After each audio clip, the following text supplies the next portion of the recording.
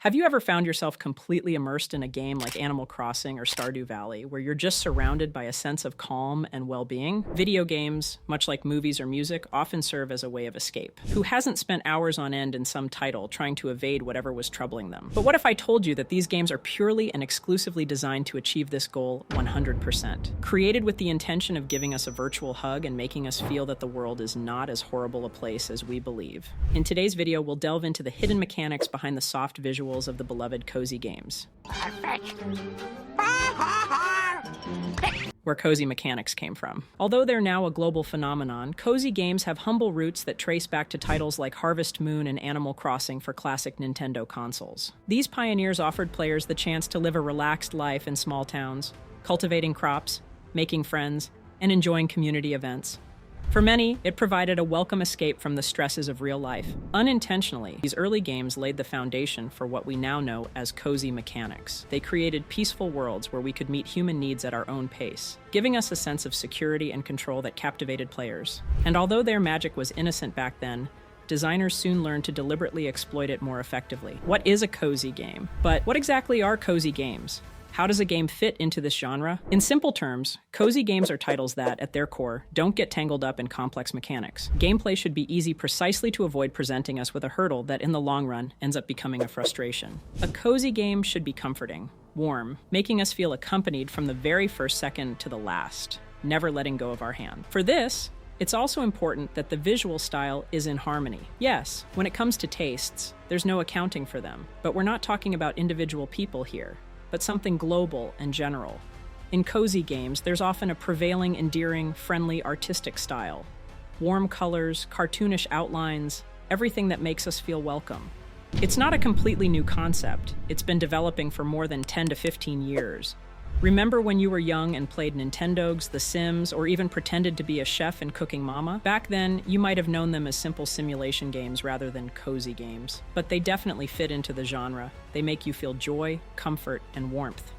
It's a blend that sounds simple, but ends up being addictive and fantastic. Design of cozy games. But if we delve deeper, we find a more strategic framework than just simplicity. A 2017 report called Project Horseshoe offers an insightful look into the design process of cozy games. They identify pillars such as safety, abundance, and softness as the emotional foundations of the genre. Through relaxing worlds and meeting needs, they create the illusion of well-being. When we take a look at Stardew Valley, for example, we can find some of these elements that are now considered typical of cozy games. But that's not all there is to it. By applying theories like Maslow's hierarchy of needs, we find that cozy games take us on a comprehensive journey aimed at fulfilling deeper needs over time. They provide a fundamental sense of security, allowing us to focus on social connections and personal fulfillment. They draw us in, directing our attention to their subtle reward systems. To maintain the player's feeling of security and control, cozy games offer a wide range of optional activities instead of forcing mechanics. Games like Stardew Valley or Animal Crossing New Horizons allow players the freedom to explore various tasks such as farming, fishing, or decorating spaces without any obligations. This ensures that players remain engaged willingly, without feeling stressed or rushed. Furthermore, the variety of content ensures that they never get bored doing the same thing over and over again.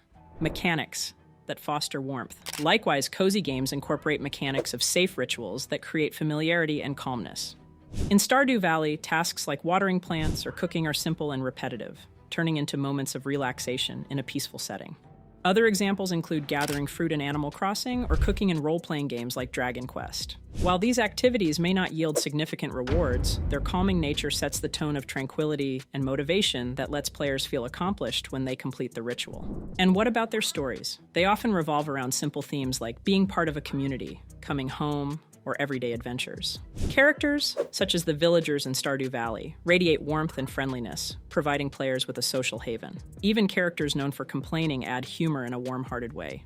Troubled characters can help players empathize with different personalities. For cozy games, it's ultimately crucial that the story feels welcoming. What's the point of nailing the two previous points if the story is heartbreaking and leaves us with a lump in our throat every time we dive into it? Completely counterproductive. Once again, the goal is to disconnect. Beyond this seemingly foolproof formula, modern cozy games aim to diversify with fresh approaches. By delving into emotions beyond simple escapism, like the acceptance of death in Spiritfarer, they showcase their potential to tackle universal themes with sensitivity. Titles such as A Short Hike breathe new life into the genre by offering the freedom to climb mountains. Even traditionally non-cozy series incorporate elements that bring tranquility, such as cooking in Final Fantasy. These innovations hint at a promising future for cozy games beyond their original formula. And satisfying our needs voluntarily feels good, really good. Soon enough, we find ourselves trapped in a dopamine loop that's hard to escape from. But here's an interesting point that adds more depth to this discussion. An article from gamesindustry.biz highlights that, while it's undeniable that cozy games appeal to all players, their fan communities tend to be mostly composed of women. Some developers believe this is because cozy games cater to needs such as social connection and creativity, which are often more valued by female players. However, developer Ali Ass suggests that cozy games fall into that by creating positive content targeted at marginalized groups, but that the genre could expand to wider audiences in the future. What truly matters is the sense of well-being they provide. Is the hype going too far? Now, we can't help but wonder, why is everyone so obsessed with cozy games?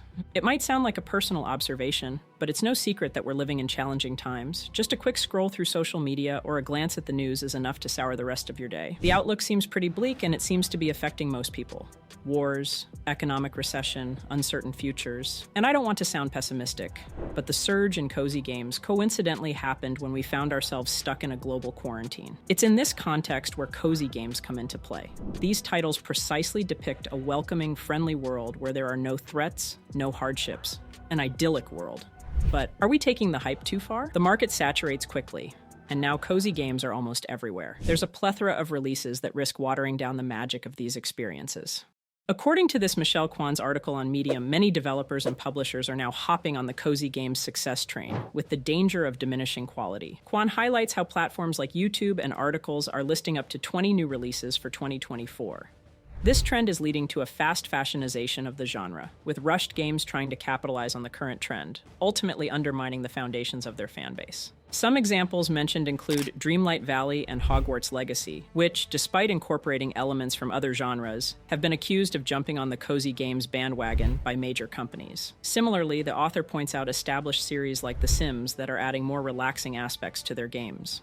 Or worse yet, that the pressure to quickly jump on the bandwagon fills the genre with garbage content that doesn't offer much, and this sentiment is echoed among passionate gamers as well. On Reddit, a user posed the question, anyone else feel like a lot of cozy games are half-baked? It's as if some games were released as early access, but never fully developed beyond that point. And indeed, the responses agree on this. Yeah, I'm hoping that we'll see some better games in the genre in the next coming years. The games taking enough time to be good might still be in development.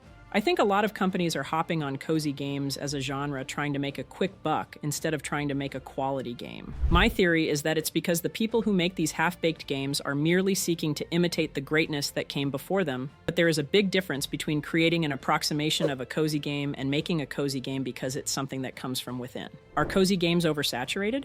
So all of this has led critics to warn about the risk of saturation, potentially turning the cozy games formula into an empty template if their world designs and systems don't evolve. Just like what happened with shooters or battle royales, oversaturation could cause them to lose momentum rapidly.